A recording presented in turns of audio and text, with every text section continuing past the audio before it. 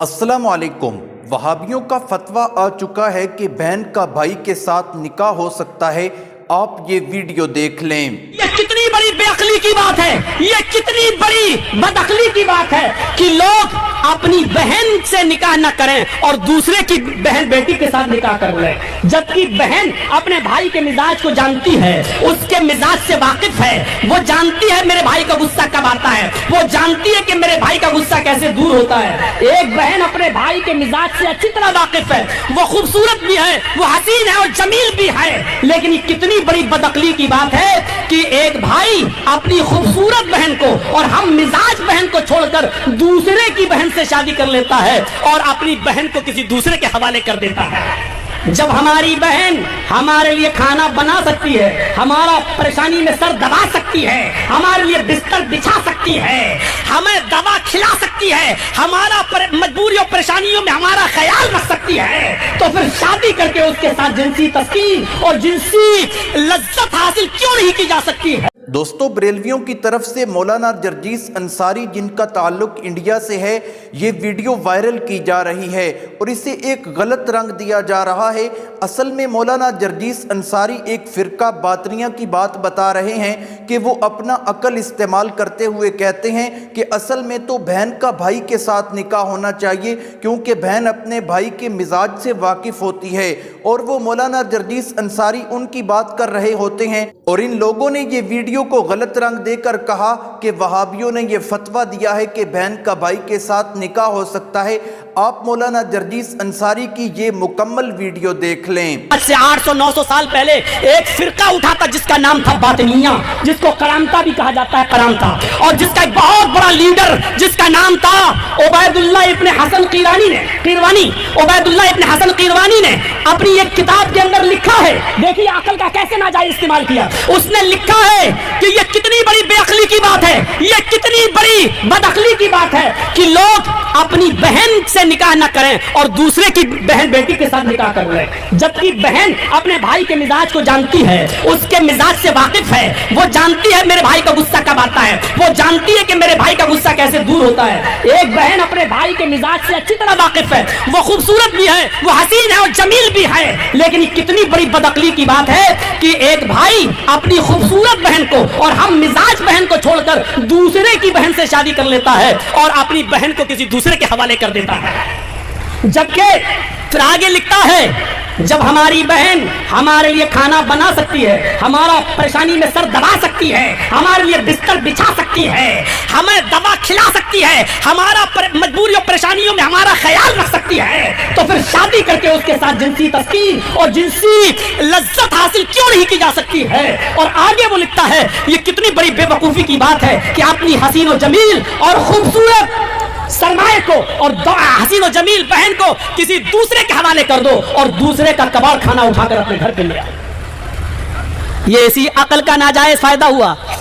और मैं पूछना चाहता हूं आपसे, आप लाख कहिए कि समाज इजाजत नहीं देता, ये इजाजत नहीं देता, वो इजाजत नहीं, ये सब कहने वाली बात है, लेकिन मुझे ये बताइए कि अकल के तौर पर उसने कौन सी गलत बात कही थी। अगर अकल ही को आप दखल देंगे और हर चीज अकल से सोचेंगे तो आप बताइए अकली तौर पर इसमें क्या बुराई है कि मैं अपनी खूबसूरत बहन को किसी ऐसे इंसान के हवाले कर दूं कि जिसकी जिंदगी से हम वाकिफ नहीं है, जिसके गुस्से गर्मी से हम वाकिफ नहीं है, जिसकी राजदाराना जिंदगी से हम वाकिफ नहीं है, हम अपनी बहन को उसके हवाले कर दें और दूसरे की बहन को हम ले आए जिससे हम वाकिफ नहीं है।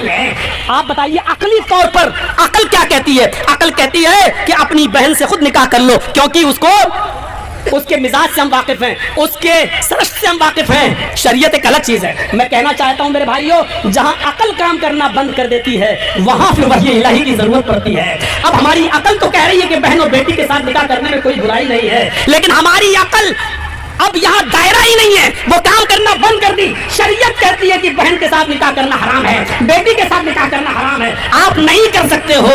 अब शरीयत की जगह जरूरत इसलिए पड़ी है कि अकल ने जब काम करना बंद कर दिया है, अब हम अकल को दखल नहीं दे सकते, शरीयत की बात को मानेंगे और शरीयत की बात को मानना ही मेरे भाइयों इबादत है। इसलिए हम अपने तमाम कामों में ये देखें कि इबादत क्या है اور اللہ اور اس کے رسول کی مرضی کیا ہے, شریعت کیا کہتی ہے. اپنے آپ کو سرنڈر کر دینے کا نام عبادت ہے. اللہ نے اور اس کے رسول نے جب کہا کھاؤ تو کھائیں, جب کہا پہنو تو پہنیں, جب کہا بیٹھ جاؤ تو بیٹھ جائیں, جب کہا سو تو سو جائیں, جب کہا اٹھو تو اٹھ جائیں, جب کہیں نماز پڑھو تو نماز پڑھیں, جب کہیں کہ اس وقت نماز پڑھنا حرام ہے منع ہے تب رک جائیں, جب کہیں روزہ رکھو تب روزہ رکھیں, جب کہیں کہ ان دنوں میں روزہ رکھنا منع ہے تو ہم چھوڑ دیں. اسی کا نام شریعت ہے, اسی کا نام عبادت ہے. اور اسی عبادت میں میرے بھائیوں عقل کو دخل نہیں ہے. اب شریعت میں وہی چلے گا. اگر مکھی ہمارے کھانے پینے کی چیز میں گر جائے تو اللہ کے رسول فرماتے ہیں اس کو پکڑ کے پورا ڈبو دو, کیونکہ جب وہ کھانے میں پینے میں گرتی ہے پانی میں تو وہ اپنا بیماری والا پر ڈالتی ہے. اللہ نے اس کے دوسرے پر میں شفا رکھی ہے.